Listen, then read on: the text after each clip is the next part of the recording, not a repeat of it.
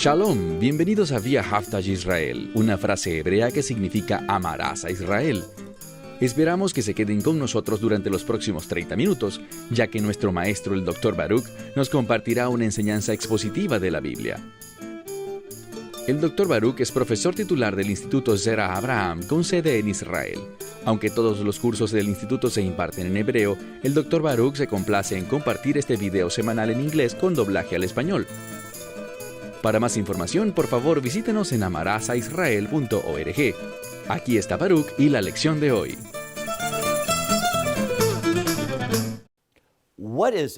¿Qué será eso que resulta tan querido por el corazón de Dios? Y la respuesta a esta pregunta es la familia. Cuando miramos el pacto abrahámico, es tan importante porque Abraham fue llamado a responder a Dios, a someterse a Él, a demostrar su fe en Dios. Y si así lo hiciese, ¿cuál sería el resultado? Que una gran nación surgiría de él, y a través de esa nación, todas las familias, Kohamish, Bejota, Ademá, todas las familias de la tierra, serían benditas. Cuando vemos las Escrituras, vemos poderosamente el amor de Dios y su preocupación por la familia.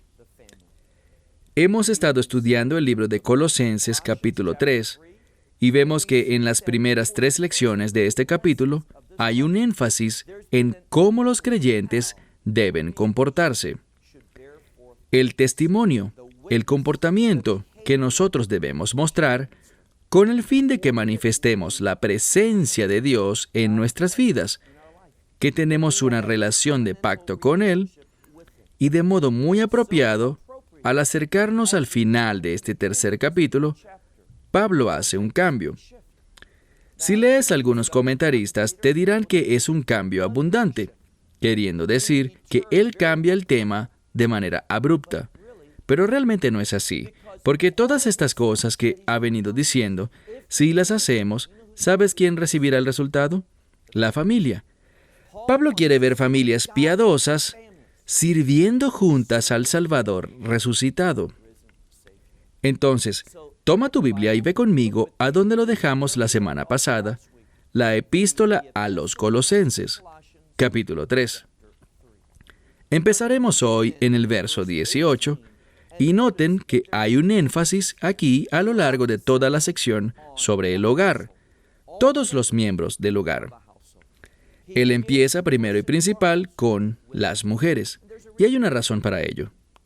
Damas, ustedes son muy importantes para la condición espiritual de su hogar, de su familia. No es por accidente ni por casualidad.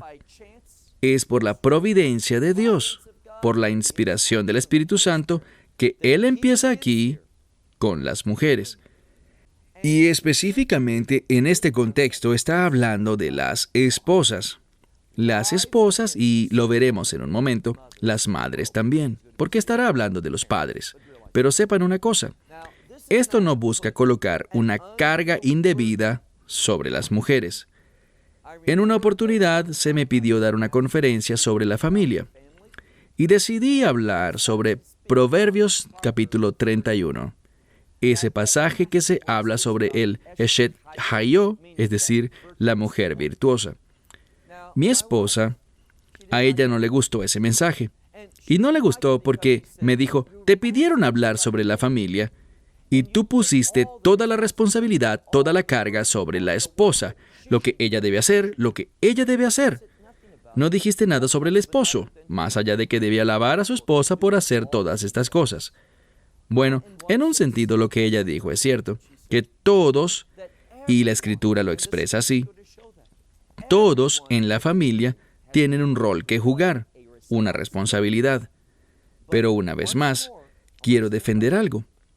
El miembro de la familia, que es clave, probablemente es la persona encargada de que las cosas funcionen, del mover espiritual, quien invertirá más de sí. Será la esposa, la madre, la mujer. Cuando miramos en las Escrituras, podemos ver, sin duda alguna, que Dios enfatiza la condición espiritual de la mujer cuando dice que ellas son más débiles o frágiles, pero significa que son más sensibles a lo espiritual. Y nosotros como esposos debemos entender lo que Pablo explicará en un momento. Pero empecemos, y no es una declaración controversial. Noten lo que dice en el verso 18.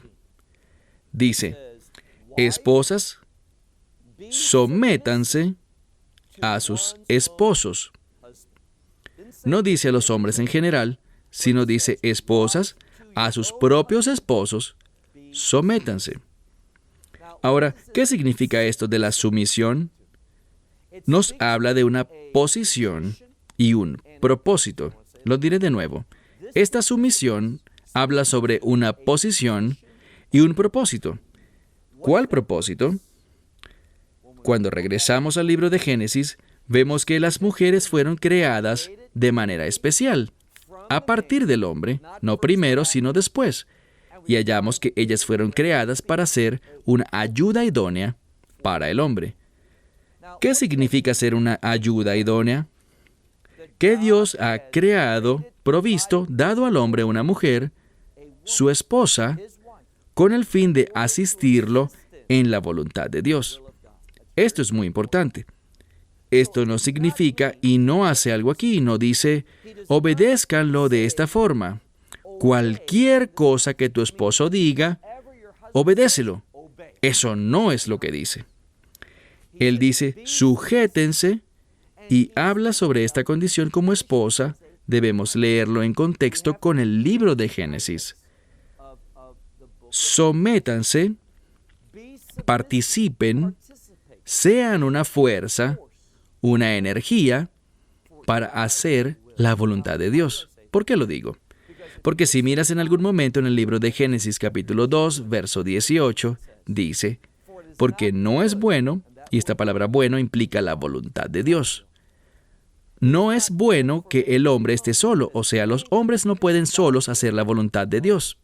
Entonces Dios provee una ayuda idónea para él, y lo que se le indica aquí a la mujer es a someterse a su propio esposo, lo cual es conveniente o adecuado en el Señor.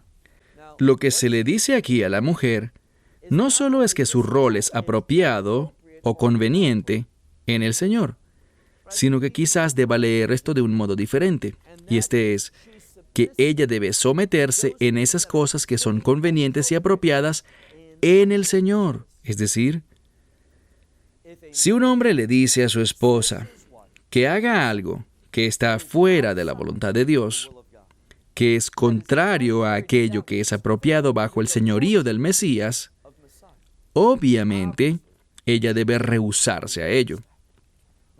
No quiero mencionar ningún nombre, pero cierto individuo tenía un programa, y él siempre hablaba sobre lo absoluto. Yo soy una persona a quien le gusta lo absoluto, pero debemos ser absolutamente correctos. Él decía que en todo, o sea, los esposos son responsables, lo que quiera que él diga que hagas, tú solo hazlo. Eso es una falsa enseñanza. Dice aquí, aquello que es apropiado, adecuado, conveniente en el Señor. No solo que sean sujetas, sino que se sometan en las cosas que estén bajo el señorío del Mesías.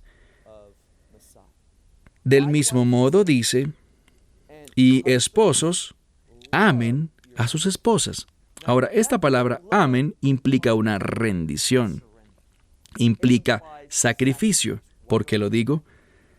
Encontramos en otra escritura, en Juan 3:16, que Dios amó de tal manera al mundo que dio. Entonces, esposos, den a sus esposas. Den generosamente, de ustedes mismos, inviertan sus vidas en ellas. Eso es lo que dice aquí. Y estas dos cosas, ellas sometiéndose y ustedes invirtiendo sus vidas en ellas, estas dos cosas operan juntas para producir una familia piadosa, una familia que Dios bendecirá. Pero es muy importante, dice aquí, esposos, amen a sus esposas. En otro pasaje en Efesios dice, amen a sus esposas así como el Mesías ama a la iglesia. ¿Qué hizo él? Se entregó a sí mismo. Entonces debemos ser sumisos, debemos poner, esta es la clave, debemos poner a nuestras esposas por delante de nosotros. Eso es lo que vemos bíblicamente. Entonces, esposos, amen a sus esposas y no sean ásperos.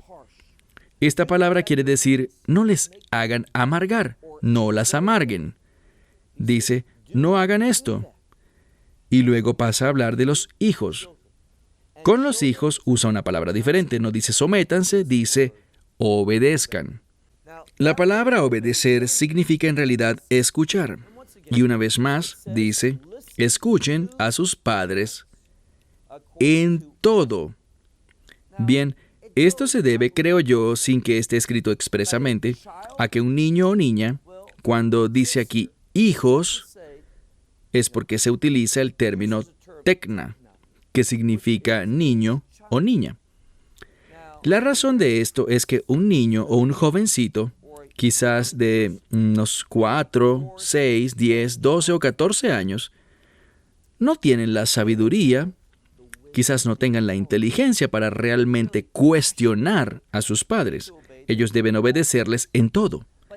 Pero obviamente cuando un niño crece, diríamos desde una posición cultural judía, cuando cumple la edad del bar mitzvah, vemos que ese niño se convierte en nombre.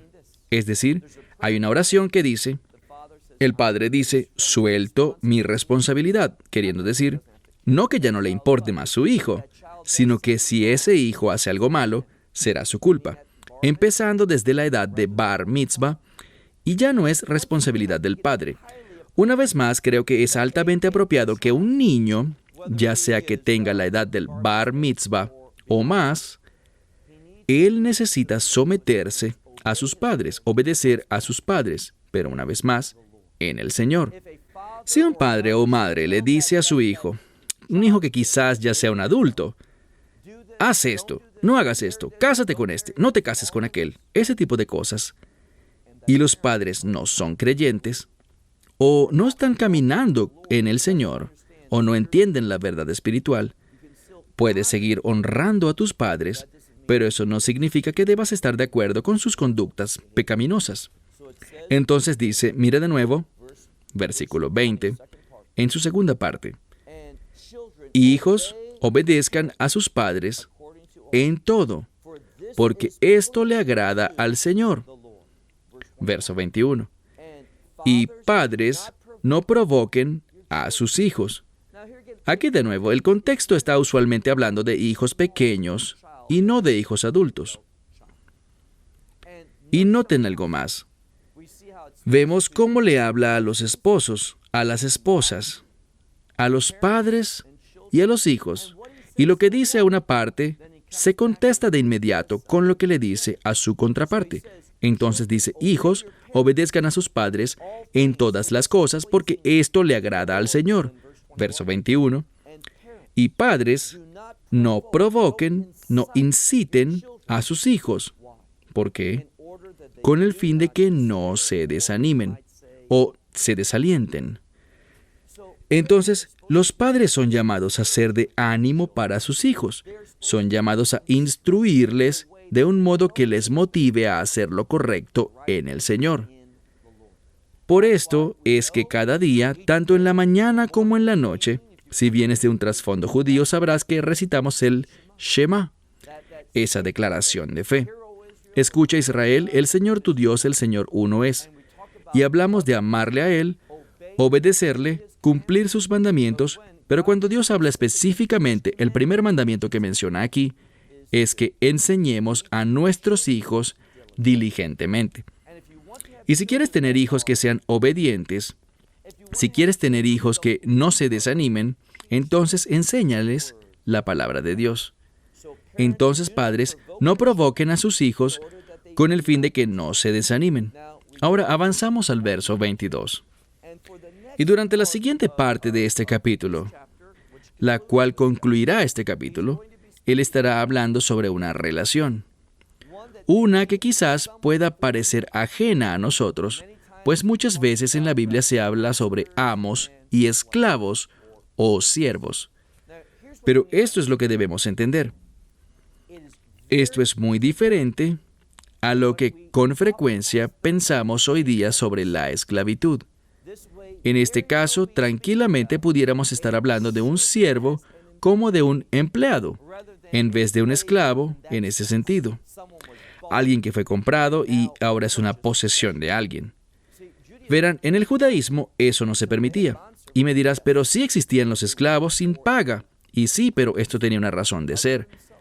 Por encima de sí mismos, y esta era pagar una deuda. Estaba limitada a un periodo específico de tiempo que no podía ser mayor a 6 años.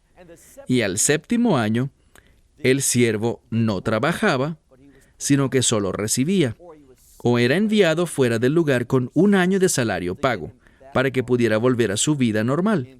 Entonces, es muy diferente. Pero sea como sea, si tomamos esto en su sentido más amplio, entendamos lo que dice. Miren el texto en el verso 22. Y siervos, obedezcan en todo a aquellos que de acuerdo a la carne son sus amos. Bien, esta palabra amos es la palabra para señores y habla sobre uno que tiene autoridad sobre ti. Obviamente no se usa en el sentido del Señor Dios Todopoderoso, sino para alguien que tiene autoridad sobre otra persona. Y lo que dice aquí es que aquel que está bajo la autoridad de otra persona, que debe someterse a esa autoridad. Y de nuevo dice, en todas las cosas, pero obviamente no desligándose de la verdad de las Escrituras. Una vez más, siervos, obedezcan en todo a aquellos quienes de acuerdo a la carne son sus amos, tienen autoridad. No lo hagan para ser vistos o para complacer a los hombres, sino con sinceridad de corazón y temor de Dios. Y esto es importante. Necesitamos subrayar eso.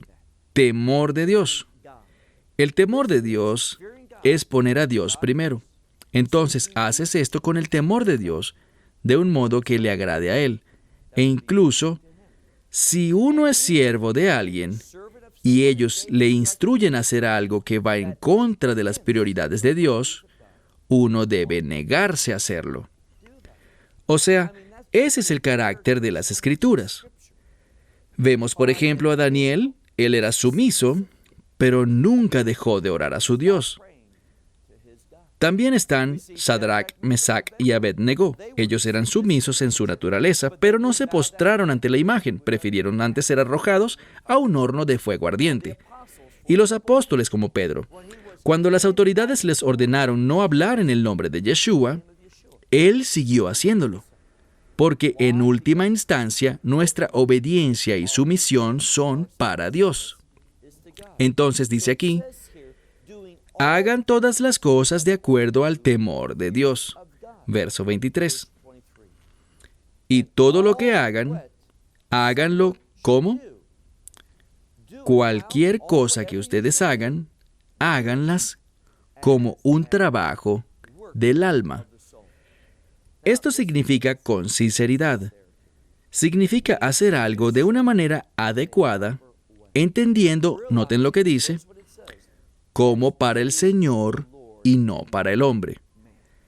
Entonces, esta escritura lo deja bien en claro, que nunca debemos perder de vista el hecho de que estamos sirviendo a Dios, sin importar dónde estemos, bien sea en el matrimonio o en nuestra casa lidiando con nuestros padres, o bien seamos padres lidiando con nuestros hijos, siempre debemos recordar que Dios es la prioridad en nuestras vidas y haremos todas las cosas en el temor de Dios, conscientes de que le servimos a Él.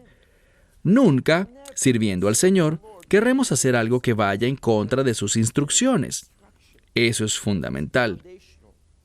Entonces, haciendo todas las cosas, miren la Escritura, verso 23 al final, como para el Señor y no para los hombres, sabiendo que del Señor recibirán la recompensa de la herencia.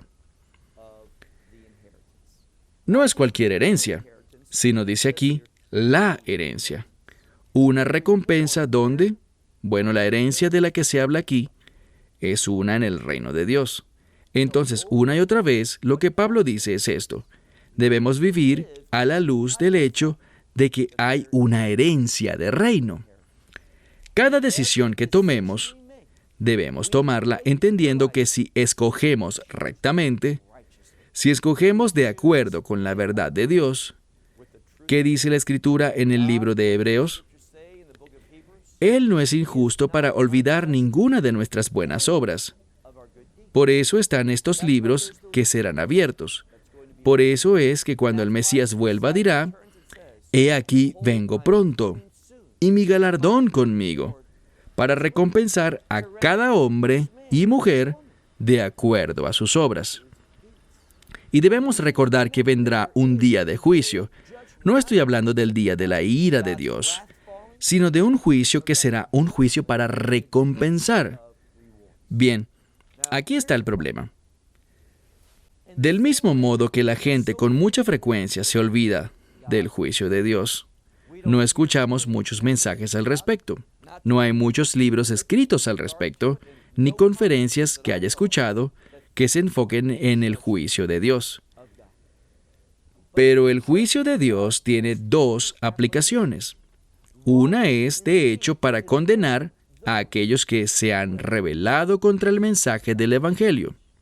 Ven, solo el Evangelio te permitirá vivir de un modo adecuado, que vivas agradando a Dios, y ese debería ser el propósito abrumador para recibir al Mesías en tu vida. Que puedas vivir de un modo que le agrade a Él. Ahora, algunos dirán, bueno, yo acepté el Evangelio porque no quiero ser castigado por mis pecados. Absolutamente. Ese es un gran beneficio, es verdad. Pero si solo lo hiciste para no ser castigado por tus pecados y no tienes la menor intención de dejar el pecado y abrazar la voluntad de Dios, en mi opinión, tú no has aceptado el Evangelio bíblico. Y gran parte de lo que está siendo presentado como la predicación del Evangelio, el evangelismo, distorsiona la verdad de lo que vemos mencionado en la Escritura. Dirás, ¿podrías ayudarme entonces a entender esto verdaderamente? Absolutamente. Piensen en la Gran Comisión. Estoy hablando sobre los últimos versos del libro de Mateo. Mateo capítulo 28, empezando por el versículo 19 y 20, que dice: «Vayan y hagan discípulos, bautizándolos en el nombre del Padre, del Hijo y del Espíritu Santo». Pero ¿saben qué más dice allí? Dice, enséñenles a obedecer todo lo que les he ordenado. Cuando Él envía gente para ir y hacer discípulos, obviamente esto tiene un propósito evangelístico. Pero entiendan esto, que los propósitos del Evangelio siempre incluyen enseñar a las personas a observar todas las cosas que Dios les ha ordenado. Y eso es exactamente de lo que hablamos aquí. Entonces, una vez más, mira el texto. Dice, sean personas que sin importar lo que hagan, trabajen con sinceridad como para el Señor y no para el hombre. Versículo 24, sabiendo que del Señor recibirán la recompensa de la herencia, porque al Mesías, el Señor, es a quien sirven. ¿No es maravilloso? Continuamente nos recuerda que aquel a quien servimos es, dice aquí, al Señor, al Mesías. Ustedes sirven.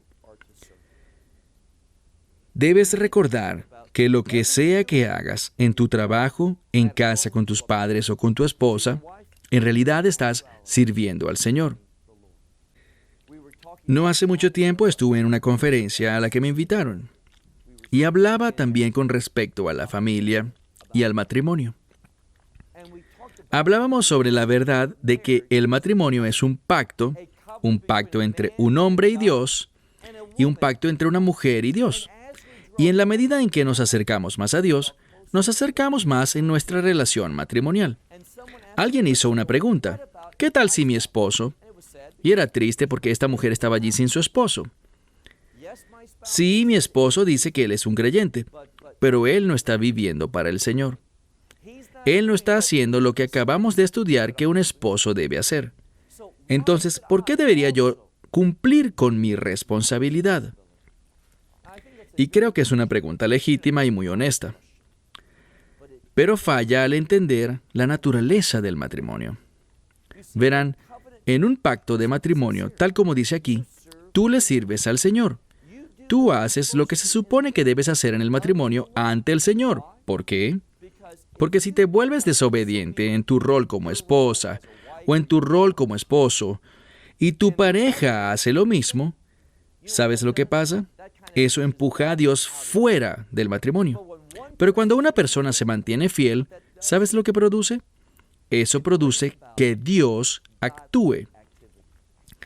Él empieza a obrar, Él ve tu fidelidad, tu compromiso, tu obediencia a tu rol como esposo o tu rol como esposa, y se pone a trabajar para producir cambios en esa pareja que ha sido rebelde. Entonces, por eso es tan importante que entendamos que hay un premio para la fidelidad, la obediencia, y que a Dios debemos verlo como aquel a quien estamos sirviendo. Bueno, avancemos al verso 25, el último verso. Dice, y aquel que procede con injusticia, aquel que haga algo que no es justo, dice, será recompensado, es decir, también habrá una recompensa, una respuesta por aquello que se haga que esté mal. Además dice, hablando de Dios, Dios no hace acepción de personas. Es decir, que Dios no tiene favoritos. Él no demostrará parcialidad. Y creo que es muy importante que este capítulo entero termine con este 25º versículo. Dice, aquel que haga lo malo, quien actúe impropiamente, aquel que no proceda con justicia, dice, habrá un resultado, habrá una respuesta de Dios sobre aquello que haya hecho que sea inapropiado, injusto, incorrecto. Dios es fiel y termina diciendo, no importa quién seas, Dios mirará y responderá de acuerdo a su verdad. La pregunta es esta: ¿somos realmente creyentes en este libro como la verdad de Dios? Que lo que Dios dice que hará, que Él recompensará a los fieles y castigará a los infieles, que Él se encargará de los que son rebeldes y recompensará en gran manera con su presencia, con su poder, con su intimidad, a aquellos que se rindan a la verdad de la Escritura? ¿Creemos eso? Nuestro Dios es un Dios fiel. Acerquémonos a Él con fidelidad. Bueno, una vez más se me terminó el tiempo. Hasta la próxima semana. Dios les bendiga. Esperamos que te hayas beneficiado del mensaje de hoy y lo compartas con otros. Por favor, haz planes para unirte a nosotros cada semana en este momento y en este canal para otra transmisión de amarazaisrael.org. Nuevamente, para obtener más información sobre nosotros, visita nuestra web amarazaisrael.org, donde encontrarás muchas otras conferencias de Baruch en formato de video. Hasta la próxima semana. Que el Señor te bendiga en Yeshua HaMashiach, Jesús el Mesías, mientras caminas con Él. Shalom desde Israel.